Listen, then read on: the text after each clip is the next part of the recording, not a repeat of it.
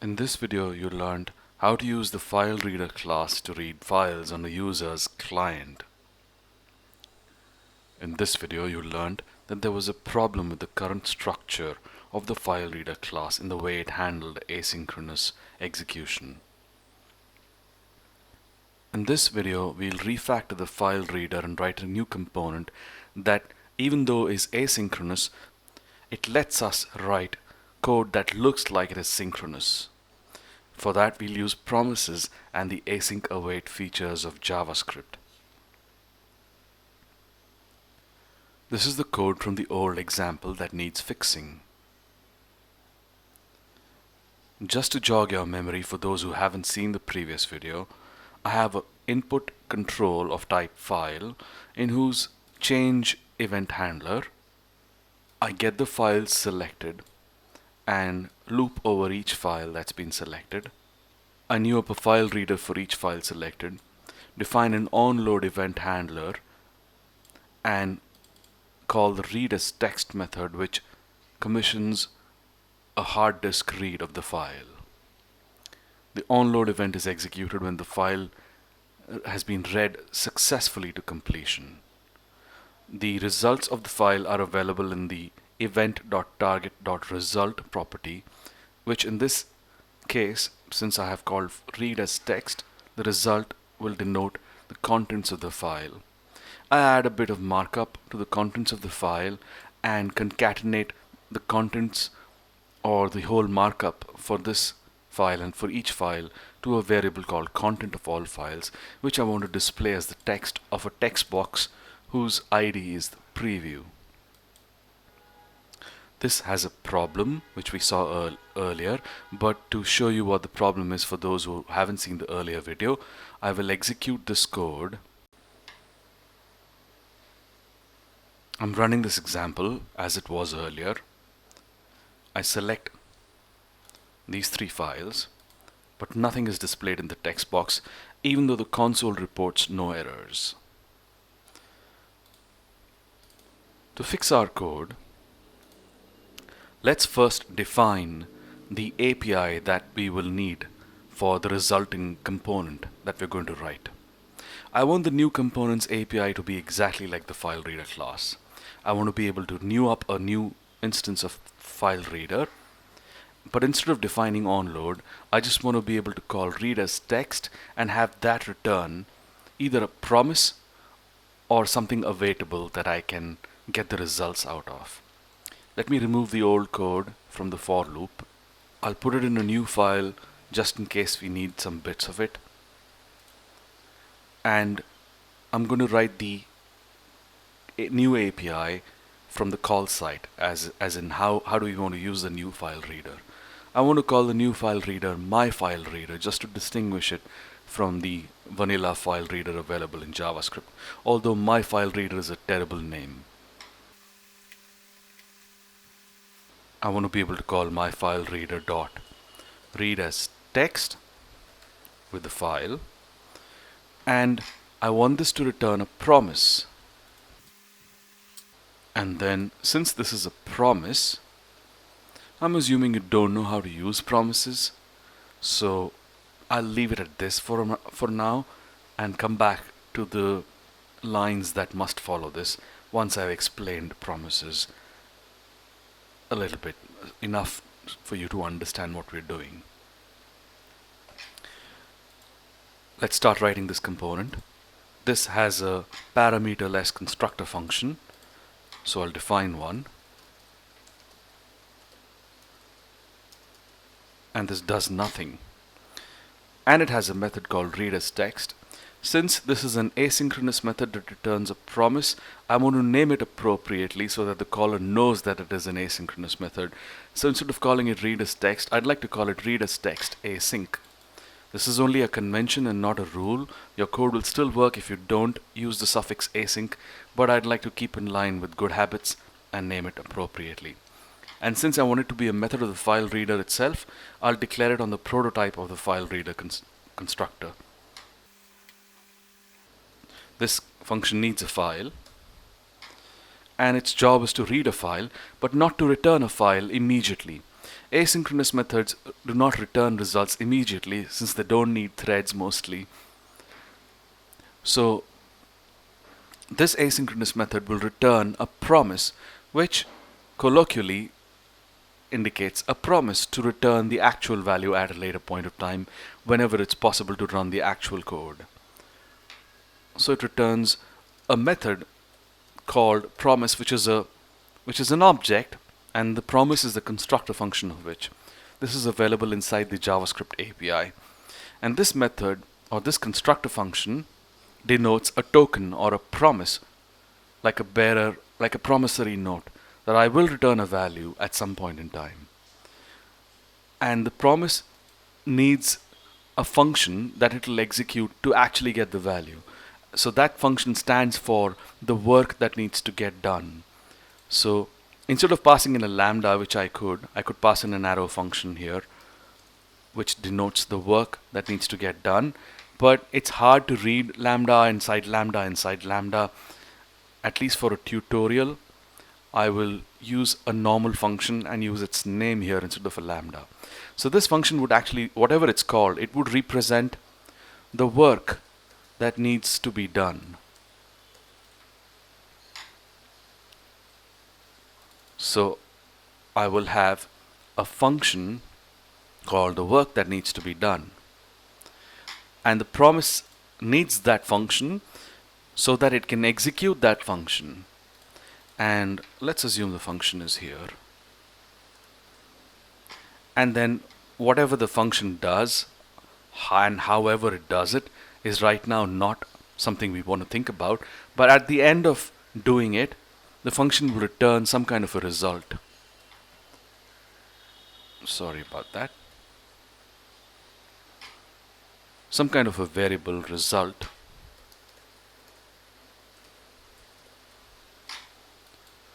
And that's what the promise promises to return. In this case, the work that needs to be done is the reading of a file. So let me name this method appropriately. I'll call it read as text internal, since I want this to be an internal method not available to the caller. And the result is going to be the file contents. So I'll name this lambda. I'll replace this with the new lambda name. Now this read as text internal could be a method on the FileReader prototype, or maybe it could not. Let's try out both and see if it's actually a good idea to make it a method. For now, since I am internalizing it or thinking of it in my mental model as an integral part of the file reader, I want it to be a method of the file reader. So I'll put it on the prototype of the file reader, but I want it to be a private method, and I can define a property on it later on that restricts its access from the outside, but that's outside the scope of this tutorial. So I'll leave that to you to study how to do. Right now I'm not concerned with the access modifier of this property. Now this function needs the file that is to be read, and you cannot pass a file object to this, because this function is passed in as a lambda, which will be invoked inside the promise, somewhere inside the bowels of the promise, which we have no access to. So I can't access this file object from here. But since this file is available to this method, I can cache it in a property of this class. And since this method is also on the same class, I can access the file from here. So you would think. But the problem is, this method is going to be invoked by the promise somewhere inside the body of the promise, and at that time there is no guarantee that the promise class code is going to invoke this method on this receiver, FileReader.prototype. So this will be undefined when the promise actually executes this. It will have no receiver. So you can't use the this keyword inside of this method. So the other way to get the access to this file is to cache this in a global variable, assign it to the global variable inside this method, and access the global variable from here. But that creates corrupted state. Global state is not a good thing to have, and I don't like it, and neither does any good programmer. In fact, you must be cringing if you're a programmer reading this. So that's not a good idea. So it's not a good idea at all to have this as a method. In fact, let's just use it as a standalone function, because we've seen that the this keyword wouldn't anyway be useful inside this method. So, and since it's a standalone function that's only needed by this method, it would serve us well if we declared it inside this method, and by doing this, this file variable automatically becomes available to this method via a closure. So I don't need to do anything extra to access the file object from within inside this function. Now inside this function, I'll use the regular FileReader class. This is the normal JavaScript file reader that we learned about earlier. I'll call the read as text method, supplying it the file object, and before that I'll define an onload.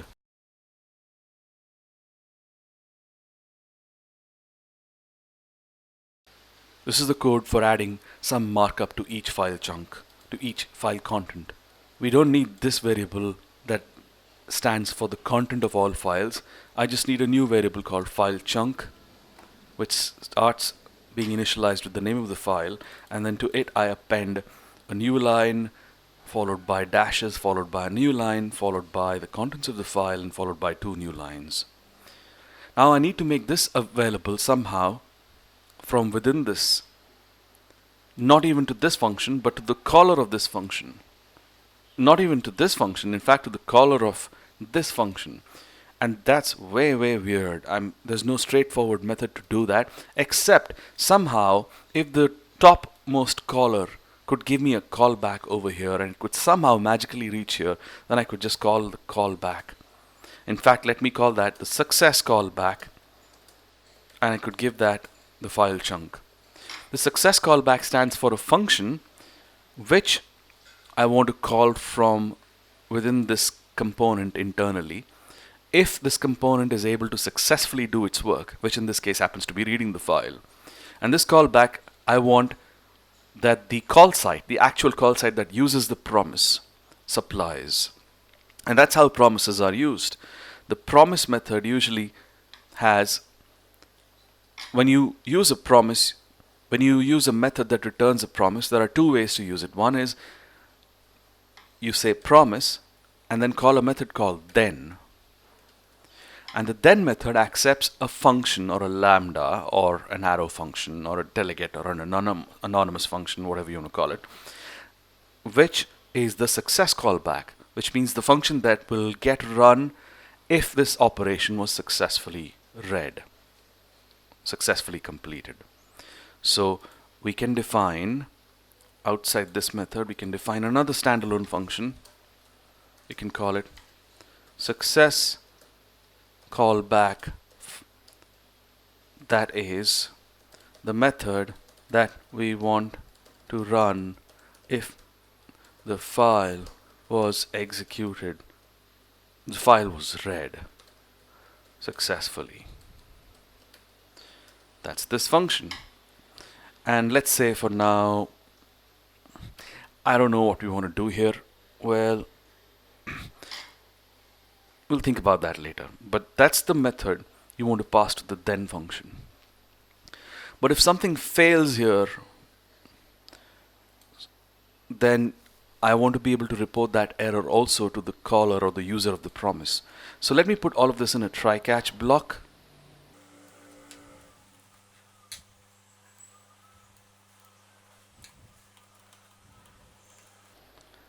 And I want to give the user of the promise this error. And the way I'll give it is exactly the same way as I gave them the file chunk. I want another callback called the error callback, to which I'll give this error information, and I want the outsider, the call site, to define another way to give me that method. So the promise class also has an instance method called catch, to which you give it another function which will be called if the promise failed. So if the promise succeeded, this will be called. If the promise failed, this will be called. So I'll define another function. The function that will be called if the promise failed to do its thing.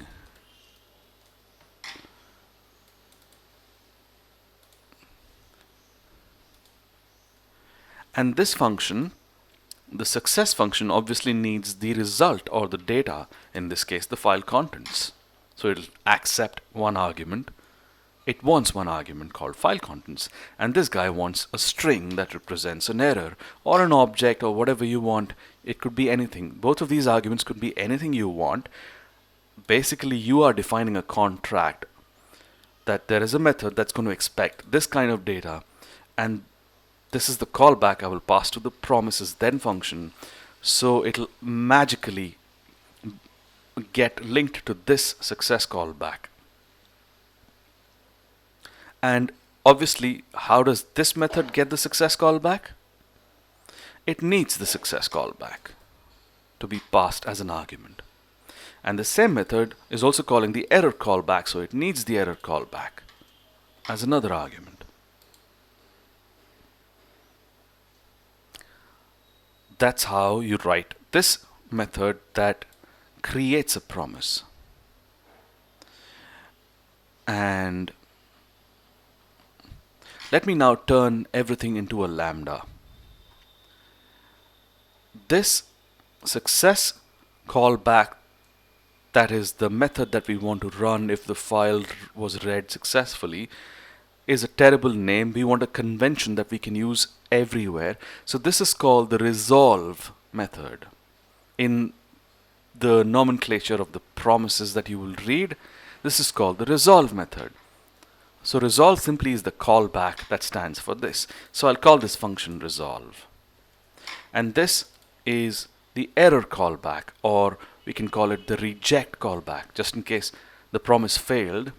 Then the nomenclature is it was rejected. So this function can be called reject. You can call it anything, but this is the terminology used in the documentation for promises. So over here also I'll call this argument the resolve method and the reject method. These functions, when passed to these methods, make their way into this method as an argument. So this is called the resolve and this is called the reject. Now I can turn this whole thing into a lambda if you like. You can leave it like this. It's good for readability. But just because everybody else starts off with lambdas, and when they teach you promises, they just show you how to turn a non-promising method into a promising method, and they just tell you, you paste this and you copy this stuff, and they just tell you the syntax. I hope this has helped you understand what we're actually doing rather than just telling you the syntax. So instead of this, in the place of this name, I will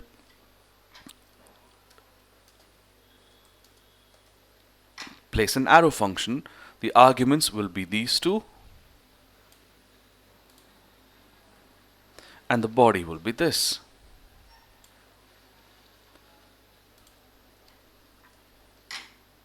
And then I can remove this.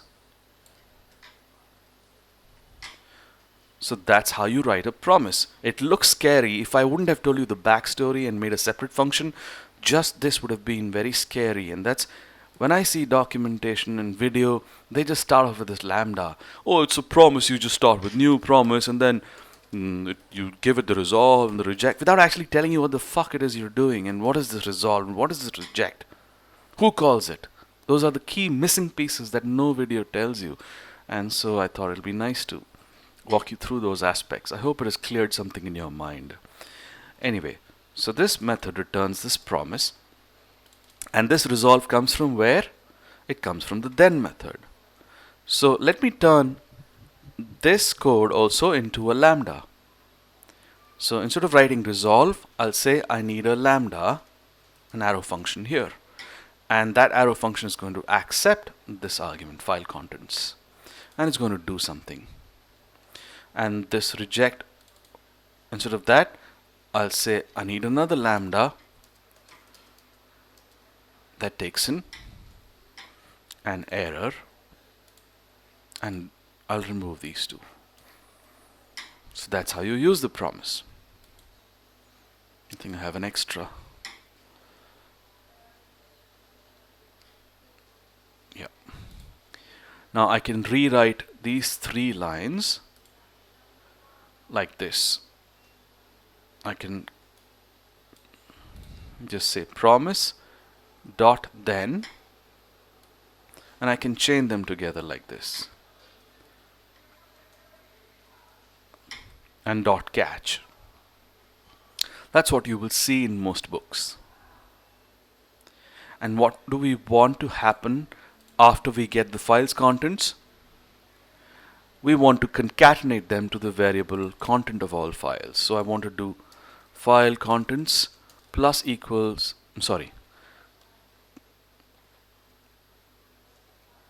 content of all files plus equal file contents.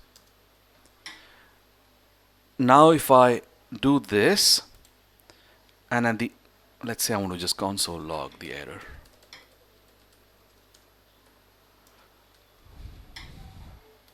Outside the for loop, if I write the statement that assigns the content of all files to the text box, will it solve the problem? No, it'll still not solve the problem, because this is still a callback and we're still in the same la-la land, the same problem that we had earlier. This promise, this method will execute and return a promise, and then whenever the promise actually returns success, which will be at a much later time, this lambda will get run, but much before that, the code will come here and execute this line. So this will still be empty, and much after the time that this line has been executed, this will be executed. So we still haven't solved the problem. What we want to do is, we want this guy to somehow wait here and not execute this line until this line has been done. That's when enter async await transformations in JavaScript. These transformations have been available in other languages like C#, but they've recently been added to JavaScript as well. So instead of writing these 2 lambdas, what you can do, if you want to write code that looks like serial synchronous code but actually is asynchronous, is any method that returns a promise, you can actually await that method, or I could say, instead of calling the then and catch callbacks on the promise object, you can await a promise. A promise is an awaitable object, and when you await a promise, magically whatever is returned by, whatever was passed to the resolve callback becomes the return value of this awaiter.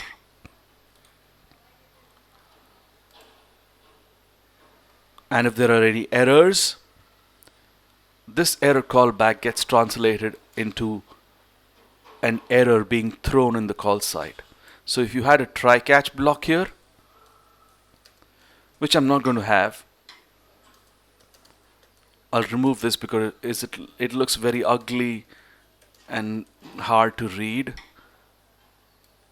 If you had code like this, then when this reject method is called, if there is an error inside the method that actually does the work, that error would somehow bubble up and enter this catch block over here. That's how the async await transformations make promises work. So for now, I'll remove this try and catch because it looks really ugly. You can write it like this, or an easier way is to write these 2 lines in just a single line. I don't need this variable called promise.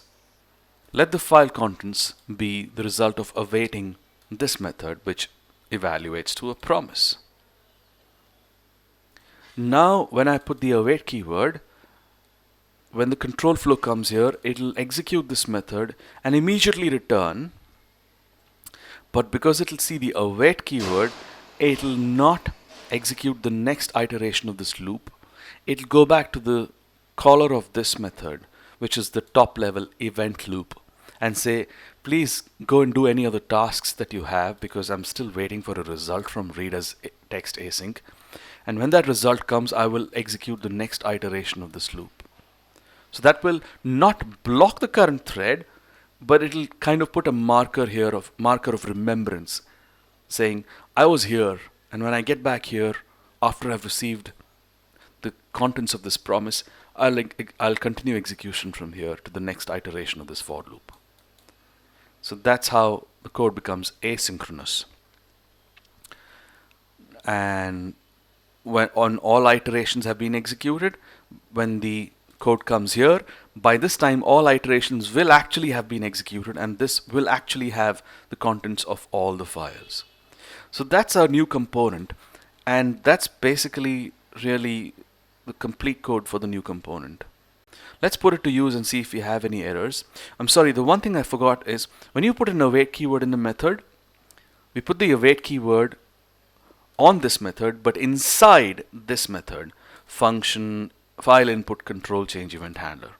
This method, inside which you are calling the await operator, this method needs to be declared with the keyword async to tell the JavaScript interpreter that there needs to be a transformation applied to the body inside this method, so that this await keyword can be blown up into calls to the promise.den and promise.catch methods. And since this method is an async method, I will appropriately name it as this, and I'll replace this name here. I get the file contents, but I don't append them to this variable. So I should say content of all files plus equal to file contents. That was the thing that was missing. Silly me. Let's run it again. I'll refresh it this time and select the 3 files. And we have the contents, lo and behold, using our new shiny file reader that uses promises and async await. I hope you were excited, you learned something, you enjoyed this video, and you learned new concepts rather than just syntax. If you want to become a software developer and join the software industry, I will be starting a course teaching everything from the very beginning, the basics of what a computer is, what a variable is, what a program is.